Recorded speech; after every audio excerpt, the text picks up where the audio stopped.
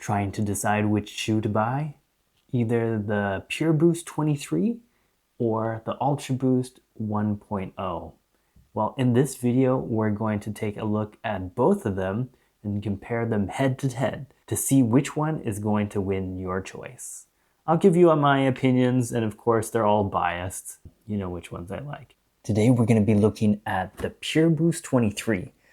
And I've been wearing Pureboost even before Ultraboost came out. This was really the beginning back in 2014. It's been like 12 years already. We're going to look at this one. So releasing in 2023, as the name refers. The box is nothing special, so let's get rid of that one. Kind of like the Ultraboost, but a little bit dumbed down. What do I mean by that? It's taken some of the premium features out of the Ultraboost and made it more affordable shoe for people that don't need that extreme. This is the Pureboost 23. It has the Boost midsole, but the bottom is not Continental because that costs extra money to pay Continental. So they just went with their own like in-house rubber grip. It's still pretty grippy. I suspect that Continental rubber may give you a little bit more mileage. The upper, you don't get that prime knit the same way that you do on the Ultraboost. So you can see it's quite stiff and rigid. It's not flexy. Yeah, the new Pureboost model and the 23, they have this little heel cup. It's kind of like a small version of the Ultraboost. Let's start with the bottom. The tread pattern is completely different. Here you can see you have the Continental grip. It's just one piece of rubber with all these gaps in the middle. It's pink there because this is the women's. I got an unbelievably good deal on these ones. I don't care if it's pink at the bottom. Barely any. Who's gonna see that anyways? The Ultraboost also has this torsion system, whereas the Pureboost does not. So what they've done is they've just like put extra thick rubber here. It's not the same as the torsion system, so I can literally just bend the shoe in half and it kind of just crumples up because it doesn't have that same rigidity at the bottom. So it also can be twisted, like it's like muscle without a spine. This one actually has like a spine in the middle there, so that helps with a little bit of torsion control. Of course, this one is going to be flexy too. That's kind of what the Boost does. I'd say like right in the middle, it's just a little bit more rigid. This tread pattern is completely different here on the Pureboost 23. Its features is more of like a running shoe style. And then the forefoot has this like wider part for your forefoot strike. I'd say the Ultraboost is kind of more of like your lifestyle shoe, and the Pureboost it's kind of trying to be like a running shoe. I would personally never wear this running. So the midsole is the same. You get the Boost technology in both of them.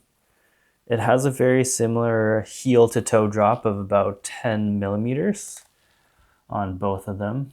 I believe it's like 27 in the back, 17 in the front on both of them. They're pretty similar that way. You can see like the Ultraboost has this like a little bit more curvature in the forefoot, and the Pureboost is a little bit more flat, just flat. This one's kind of like a little bit more rounded. This one's a brick. I don't really know what to say. Okay, moving on from the midsole Boost. Both of them are pretty similar. The shape is a little bit different though. You can see here on the medial aspect, it's like a little bit more rounded here. And then on here, it's like, it just goes a little bit straighter. It's still curved too, but it's a little bit more pronounced on the Pureboost 23. On the back, all the Ultraboosts, they have this little part, this little lip here. Some people love it, some people hate it. I like it because it just gives like a little bit more protection when I have my heel strike.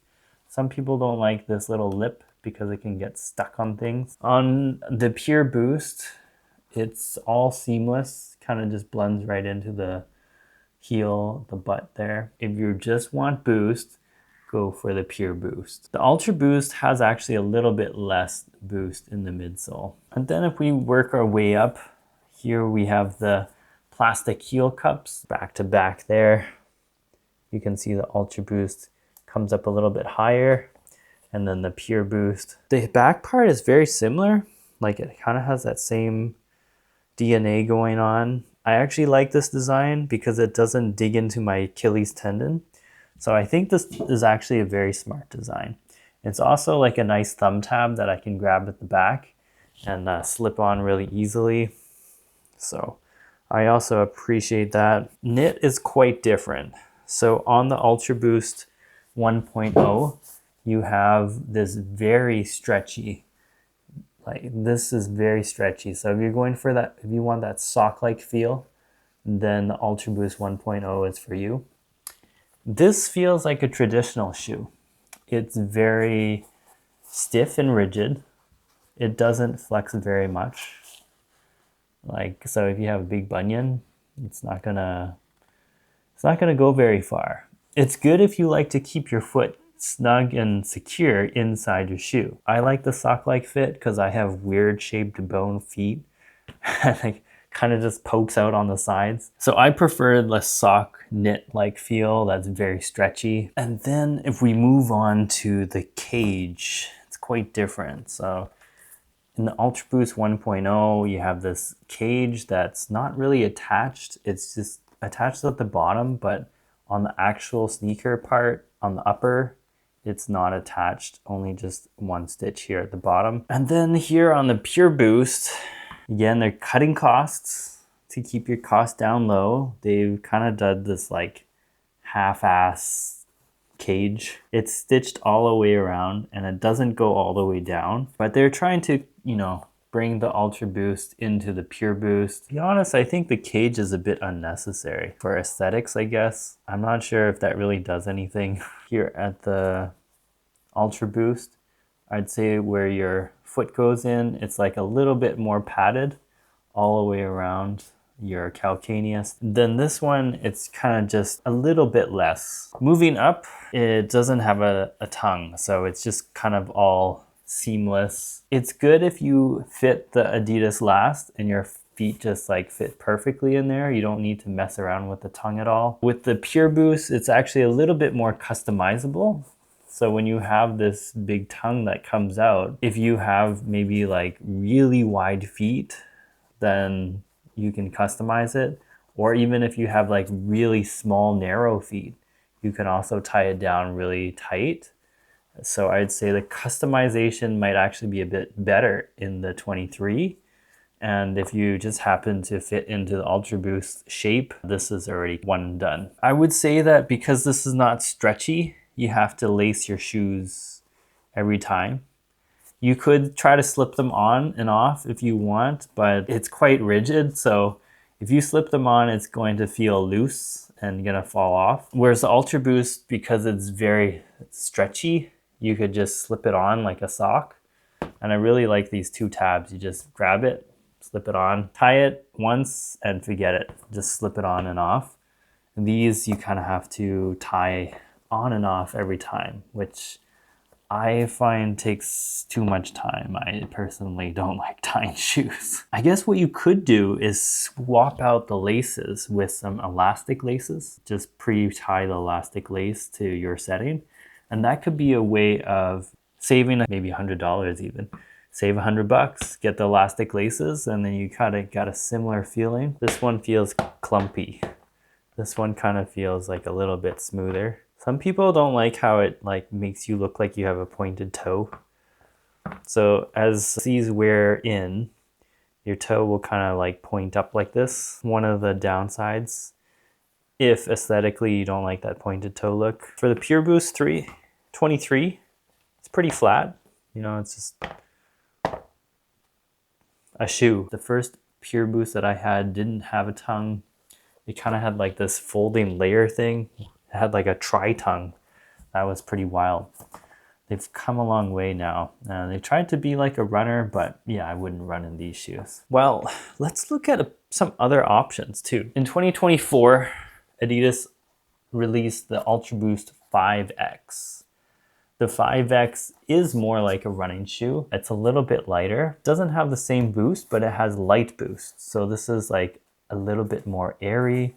I would say it feels a bit more like styrofoam, but if I'm going to do a run, I would run in the 5X. It has the prime knit upper. Again, no tongue, just like the Ultraboost 1.0. Some people make it feel like it feels cheap. I think that all companies are trying to find ways to cut costs and save money for the consumer. So there's the Adidas 5X, and then this is the Flow Boost. I have another video that compares the Flow Boost with the Ultraboost. Check that video out if you're interested. There's all these names and it gets so confusing. Like, what's the difference between a Flow Boost and a Pureboost and an Ultraboost? Pureboost is kind of like the origin. Like, this is where Boost really kind of started. Of course, it's evolved through different iterations. So let's put that here. Pureboost, and then there was the Ultraboost. Came out like in 2015. And then, yeah, this one came out in 2024. They're working on an Ultraboost 6X. So that one will be coming out maybe in 2026. I think the Flow Boost, even though it has like a dedicated tongue, it kind of has this like court style sneaker style to it. It's also very flat looking, but the back part I think looks nicer, and so does the bottom. Depends if you want to go for the lifestyle look or if you want to go for that runner look. I think that the running shoe, the old style running shoe, is making a comeback and it's getting trendy. But this one features the light boost technology, just like the Adidas 5X. Even I get confused between the Pureboost, the Flow Boost, and the Ultraboost. But if you think about it, Pure sounds simple. So this is kind of going to be your simpler shoe that's going to be a little bit more affordable. This is your Ultra. This is going to be supposedly the most ultimate Ultraboost shoe. And then this is the Flow Boost. I think it goes with the flow of style. I really like this one. It's also very lightweight as well, but it is quite large. Like, it's a substantial shoe. And then if you're going for more of the running look, I'd say go with the Adidas Ultraboost 5X. Also great for lifestyle too. I think the aesthetics of the Adidas 5X is actually much improved over the Pureboost. But again, this is just very subjective. They're both running shoes, but I think the Ultraboost 5X is just so streamlined, feels more sporty. Pureboost is just a little bit on the chunky side. It kind of looks very similar. And maybe you can't really tell the difference. On the 5X, you have the torsion system as well as continental rubber. Here, no torsion system. But they make it kind of look like it, but that's not plastic. That's actually just rubber. So it can bend quite a bit. So which one would you go for? Would you go for the Pureboost 23 or the Ultraboost 1.0 or the Flow Boost?